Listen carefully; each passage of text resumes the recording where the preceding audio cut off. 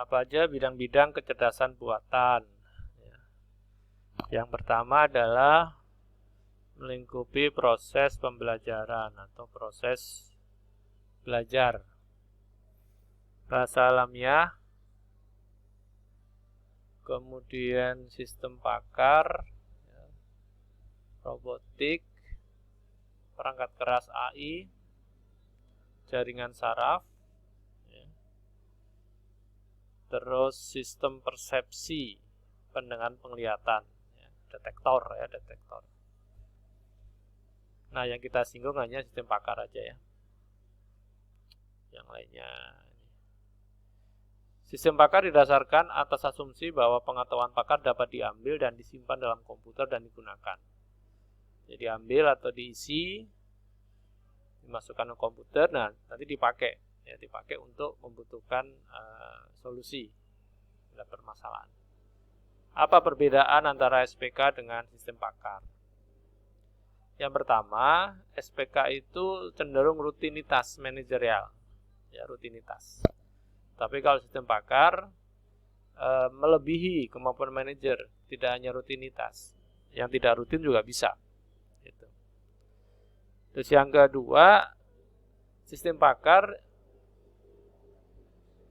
dan SPK itu perbedaannya pada alur penalaran.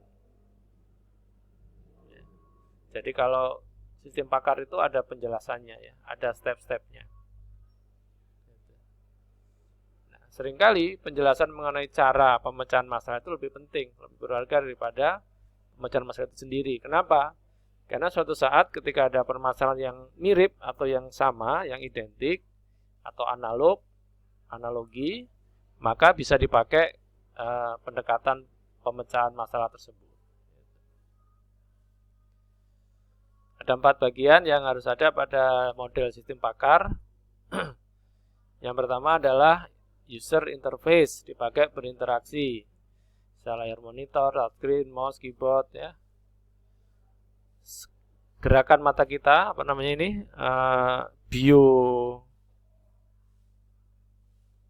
Lupa lagi bio apa ya? Yang ada kemarin dibahas itu ya. Yang bisa dipakai untuk verifikasi data, retina mata, sidik jari kayak gitu-gitu ya. Yang kedua knowledge base atau database pengetahuan. Ini yang dipakai untuk menyimpan pengetahuan. Jadi semacam database ya, data yang diisi oleh banyak sekali pengetahuan. Kemudian interface engine memberikan kemampuan menalar yang menafsirkan isi database pengetahuan. Nah, ini yang paling penting ini. Kemampuan menalar ini ya. Jadi misalnya apa? Pakai pohon biner itu ya, pohon biner. Ini yang keempat, development engine. Nah, ini bahasa pemrograman yang dipakai. Ini bahasa pemrogramannya ya, nanti hasil akhirnya adalah aplikasi sistem pakar. Ya, bahasa pemrogramannya. Prolog ya, dulu ada istilah prolog. Atau sekarang masih ada nggak itu ya? Microsoft Prolog. Nah, kalau digambarkan dalam bentuk bagan, yang pertama ini ada segi 4 ini adalah bagian internal dari komputer atau sistem orang tersebut gitu ya. Pertama ada user interface, ada inferential engine, ada development engine, ada knowledge database. Nah, ketika sudah jadi maka bisa digunakan oleh user. Jadi ini berupa komputer yang sudah diisi dengan kemampuan pakar. Nah, setelah itu baru dipakai. Kapan makainya? Ketika ada problem, ada permasalahan.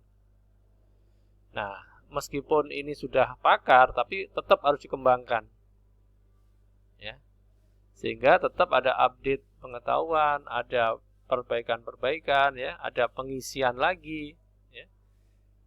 Informasi-informasi yang sudah ada sebelumnya. Anggap aja versi aja. Jadi kalau ketentuannya ini versi 2019 misalnya, ada informasi baru untuk 2020, ya, diupdate lagi, gitu ya, diupdate lagi. Supaya apa? Supaya kepakarannya itu tetap terjaga. User interface bisa dimasukkan lewat menu ya. Ini 3 sebenarnya, 3 perintah sama bahasa alamiah atau SQL contohnya. Nah, output apa aja outputnya? Satu berupa penjelasan atas pertanyaan. Yang kedua, penjelasan atas pemecahan masalah. Jadi kalau pertanyaan ya jawabannya ini. Gini jawabannya. Tapi kalau cara memecahkan masalahnya pakai pendekatan apa? Nah, itu. Di langkah-langkahnya ya, langkah-langkahnya, cenderung langkah-langkahnya. Database pengetahuan pertama didasari atas aturan. Ya, sedangkan knowledge database, knowledge base adalah fakta-fakta yang menggambarkan area permasalahan dan bagaimana solusinya.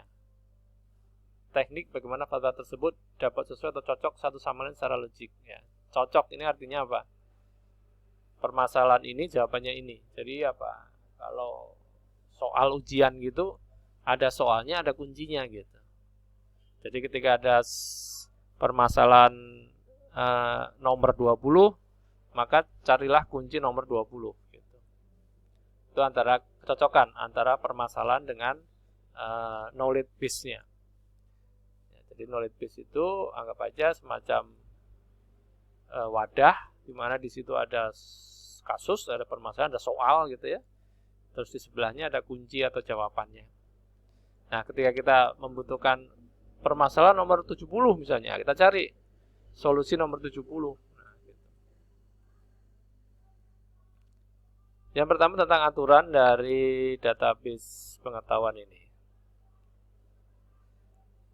Adalah dengan menggunakan aturan. Aturan menentukan apa yang harus dilakukan dalam situasi tertentu. Ya. Sini ada kata situasi dan apa yang perlakuannya. Ya. Jadi kondisinya bagaimana dan tindakannya bagaimana. Ya. Jadi kondisi begini, tindakannya begini. Ya. Jadi ini rule, rule? Ya rule itu aturan ya. Rule-nya seperti itu. Kondisi yang mungkin benar, mungkin tidak, ya, dan tindakan yang harus diambil jika kondisinya benar. Jaringan aturan.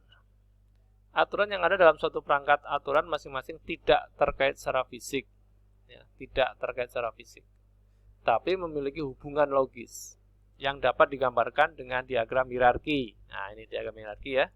Salah satunya pohon biner itu. Aturan pada bagian bawah hierarki menyediakan bukti. Bagi aturan bertingkat atas. Jadi harus berjenjang ya. Nah, pada akhirnya nanti harus bisa menghasilkan kesimpulan yang berupa solusi atas permasalahan. Ya. Jadi tetap harus ada kesimpulan ya. Karena kalau nggak ada kesimpulan ya belum beres, ya, masih proses terus. Penalar atau inference engine adalah bagian dari sistem pakar yang melakukan penalaran terhadap isi database pengetahuan berdasarkan urutan tertentu. Nah, ini yang disebut dengan forward chaining. Nah, ini ya penalaran maju. Ini kemarin ada yang tugas akhir pakai ini forward chaining ini. Aturan diuji satu demi satu dalam urutan tertentu. Kemudian evaluasi aturan. Jika kondisi benar, suatu aturan akan ditampilkan dan aturan berikutnya diuji. Jika benar, maka diuji. Jika kondisinya salah, aturan tersebut tidak ditampilkan atau aturan berikutnya diuji. Jadi semacam if ya. Yes no gitu ya tidak gitu. Nah, bagaimana supaya proses penalaran tadi bisa bermanfaat? Salah satunya harus bisa berulang. Ya. Jadi kalau berulang itu intinya adalah ada kata seterusnya sampai seluruhnya beres. Jadi bukan sekali jalan gitu ya. Kalau dalam basic algoritma kita dengar istilah iterasi atau looping. Nah, looping itu berarti mengerjakan satu proses, kemudian sampai batasan tertentu, dia akan terus mengulangi perintah tersebut. Ya, mengulangi perintah tersebut. Nah, ini contohnya misalnya. Setelah aturan ke-11 ditampilkan, aturan kelima dapat dievaluasi kembali pada putaran berikutnya. Jadi bisa aja habis aturan kesekian balik kesekian gitu, ya. Itu disebut dengan contoh ya, contoh penalaran maju. Coba chaining forward tadi gimana? Mana contohnya? Nah, ini kan jika A maka B. Aturan 21 masuk lagi aturan 7. Terus lagi tuh. Jadi ini dua kondisi ya. Yes no gitu. Ini kalau bentuknya diputar ya 90 derajat, nanti bisa jadi pohon biner. Nah, jadi pohon biner.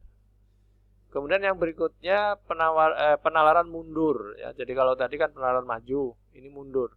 Backward chaining ya, backward chaining. Penalaran akan memilih aturan dan mengambil sebagai masalah yang harus dipecahkan. Ya, aturannya hampir sama, cuma arahnya aja nih. Arahnya adalah berlawanan dengan tadi. Jadi penalaran kemudian mengevaluasi aturan 12, tetapi menyadari bahwa aturan 10 atau 11 harus dievaluasi terlebih dahulu. Nah, mundur dari 12, 10, 11. 12, 11, 10 dan seterusnya. Jadi apa namanya? Arah penalarannya. Jadi kata maju mundur itu kalau digambarkan secara vertikal ya jelas ya, naik turun gitu, maju mundur. Tapi kalau seperti ini kanan kiri ya. Tapi sama aja sih ya. Karena pada dasarnya arah itu cuma ke kanan, ke kiri, atas ke bawah. Tergantung bentuk kurva bentuk blok diagramnya ya, blok diagramnya. Nah, bahasa pemrograman yang bisa dipakai adalah apa aja ini? Prolog. Nah, prolog ya, prolog dan Lisp. Lespi ya. Ini kita dulu pernah ya belajar prolog tuh ya. Awal-awal dulu pernah, sekarang udah enggak kayaknya. Nah, apa peranan dari seorang programmer sistem pakar ya? Pertama, dia harus bisa melakukan perancangan ya. Merancang sistem pakar. Jadi kudu dirancang dulu. Yang jelas harus mengerti pasti ya, pasti. Kemudian mampu mencerna penjelasan yang diberikan pakar. Jadi dia apa? Mampu merekam gitu ya. Mampu menghimpun. Mana aja ini pengetahuan-pengetahuannya, mana ini? Mana kasus, mana solusi, mana kasus dikumpulin ya. Nah, diharapkan ketika sistem pakar diterapkan di perusahaan, diharapkan kinerjanya akan semakin baik. Ya, khususnya kinerja pengendalian. Ya, paling susah itu pengendalian ya. Karena manusia itu tidak konsisten kadang-kadang. Sakit, ya lupa. Pingin itu, pingin ini sehingga rutinitas atau kewajibannya terbengkalai. Ya, misalnya punya pekerjaan, punya kewajiban, tapi dia tidak mengerjakan, tapi justru mengerjakan hobinya sendiri gitu. Hobi dia gitu, ya. Nah, itu yang tidak tepat atau kurang tepat. Kemudian bisa mempertahankan pengetahuan perusahaan. Nah, ini dia nih. Jadi kalau misalnya pabrik mobil sudah mampu membuat mobil yang kecepatannya 200 km per jam, ya, itu harus dipertahankan. Jangan sampai 5 tahun lagi turun. Nah, untuk mempertahankan itu kan diperlukan konsistensi. Untuk membantu supaya konsisten, salah satunya menggunakan sistem pakar. Ada yang tidak menguntungkan dari sistem pakar. Kenapa? Tidak dapat menangani pengetahuan yang tidak konsisten. Apa artinya tidak konsisten? Misal, keberadaan kenaikan BBM. Kenaikan BBM selalu menaikkan harga ongkos transportasi. Apakah selalu? Nah, terus bagaimana peran seorang pemilih terhadap calon presiden misalnya? Bisa nggak diprediksi dengan sistem pakar? Tergantung. Kenapa? Karena sistem polling di kita kadang bulan ini milih pasangan A, bulan depan milih pasangan B. Ya, itu disebut tidak konsisten. Sistem pakar tidak dapat menerapkan penilaian dan intuisi. Ya, Karena intuisi ini manusiawi banget ya.